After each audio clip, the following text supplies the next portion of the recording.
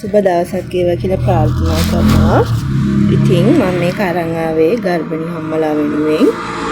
ගොඩක් අය දන්නව ඇති දසවිස කාන්තාරෝහලේ හොස්පිටල් බෑග් එක මොනවද අවශ්‍ය කියලා ගොඩක් අය දන්නව ඇති. නොදන්න අයටයි මේ වීඩියෝ එක. ඉතින් අපි බලමු මොනවද ඕන කරන දේවල් කියලා. අම්මයි බබා YouTube channel එක subscribe කරලා bell icon එක click කරන්න. ඉස්සලම වාට්ටුව තුලදී අම්මට අවශ්‍ය දේවල් තමයි චීත්ත 3ක් ඕනේ. ඊට පස්සේ බෙඩ් ජැකට් 3ක්. එතනින් එක බෙඩ් ජැකට් එකක් සුදු පාටින් ගන්න. සුදු රෙද්දක් ඕනේ. ඒ සුදු රෙද්ද තමන් චීත්තයක් අඳිනවා වගේ අඳින්න පුළුවන් විදිහට රෙද්දක්, තුවායක්, ලූප් සහිත සනීප ආරක්ෂක තුවා එකක්, පෑඩ් එක අනින්න ඕනේ විදිහට රෙදි පටියක් ඕනේ. රෙදි පටි 2ක් 3ක් තිබ්බත් හොඳයි. මොකද හදිස්සියේ බ්ලීඩ් වෙනකොට ගෑවුනොත් එහෙම රෙදි පටිය මාරු කරන්න වෙන නිසා රෙදි පටි 2ක් 3ක්වත් අරන් යන්න. පෑනක් හරි පැන්සලක් හරි අරන් යන්න. ඉතින් ඒ ටික තමයි වාට්ටුව ඇතුළේදී අම්මට අවශ්‍ය බඩු ටික. ඊළඟට අපි බලමු දරුවාගේ අවශ්‍යතා සඳහා මොනවද ඕනේ කියලා. වාට්ටුව තුලදී දරුවා සඳහා අවශ්‍යතා වශයෙන් අඩුම තරමේ ලදරු ගවුම් අඩුම තරමේ 6ක් 10ක්වත් ඕනේ. නැප්කින් ගත්තොත් නැප්කින් 20ක් ඕනේ. 20ක් පමණ ඊට වැඩි වුණත් ප්‍රශ්නයක් නැහැ.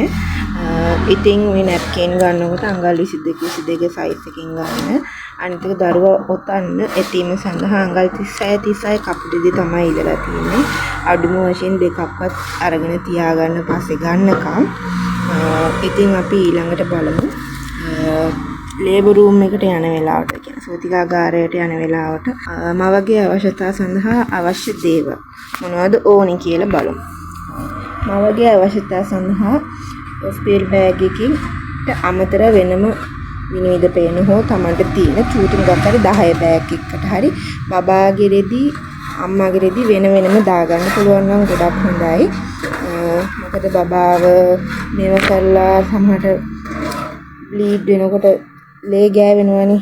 ඒතකොට ලේ ගෑවුනම රැඳුම් මේව කරනකොට කිලිටි වෙන්න පුළුවන්. ඒ නිසා බබාගේ රෙදි වෙනම අම්මාගේ රෙදි වෙනම අරන් යන්න. වෙනම පැක් කරලා එතකොට අම්මගේ අවශ්‍යතා සඳහා අවශ්‍ය වෙන්නේ ලේබර් රූම් එකේ ඇතුළට චීත්ත එකක්, බෙඩ් ජැකට් එකක්, රෙදි පටි 2ක් අරන් යන්න. අනිවාර්යෙන් පනාවකුයි කොණ්ඩ බූලකුයි අරන් යන්න. මොකද අවසානට ඔයාට කොණ්ඩ පීර ගන්න පනාවක් ඕන වෙනවා. ඊට පස්සේ අපි බලමු දරුවාගේ අවශ්‍යතා සඳහා මොනවද ඕනේ කියලා.